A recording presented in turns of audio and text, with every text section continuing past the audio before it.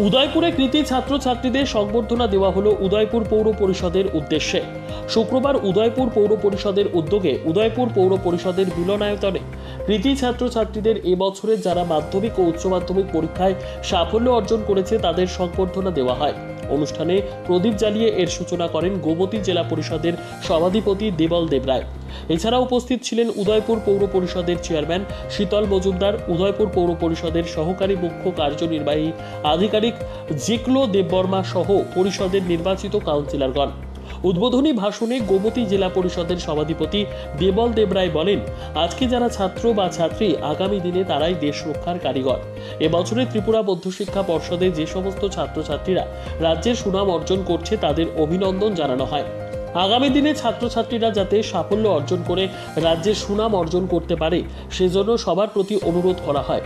উপস্থিত ছাত্রছাত্রী সহ উপস্থিত অভিভাবকদের প্রতি আহ্বান জানানো হয়। তোমাদের জীবনের সিঁড়ির সেটা একটা ধাপ তোমরা পেরিয়েছো। তোমরা যদি ভাবো আগ্রহ করে হোক আমরা একদম সর্বোচ্চ শিখরে পৌঁছে গেছি আমাদের কৃতিত্বে বা আমাদের জীবনে, তাহলে ভুল হবে। তোমরা পরিবারের সঙ্গে আত্মহারা হবে না, আনন্দে আত্মহারা হবে না, তাহলে দেখবে জীবনে প্রতিষ্ঠিত হবে।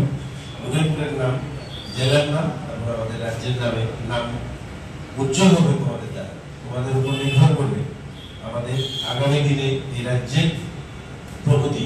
সুতরাং তোমাদের উপর আমাদের অনেক আশা আকাঙ্ক্ষা আছে।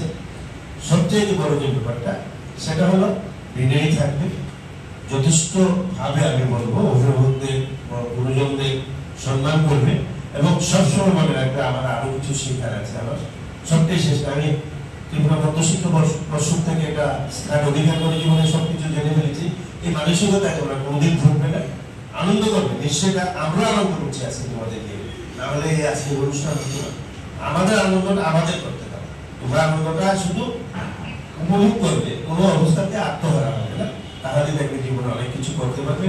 তোমাদের উপর আমাদের সবচেয়ে বড় আশা এই মহকুমা এবং জেলা তথা আমাদের রাজ্যে একদিন তোমরা সুসন্তান হবে, যে যার দ্বারা তোমাদের দ্বারা রাজ্যের বিভিন্ন সেগমেন্টে প্রশাসন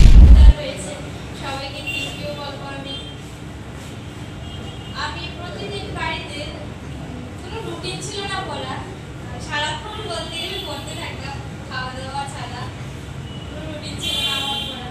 সবসময় বই নিয়ে পড়ে থাকতাম। স্কুলে আসলেও সব ফ্রেন্ডসরা বলতো তুই এত কেন পড়ছিস, এত কেন পড়ছিস, সবাই করতো অনেকটা।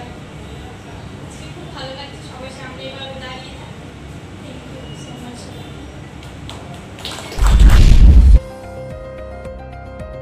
নিজস্ব প্রতিনিধির রিপোর্ট, দুরন্ত টিভি।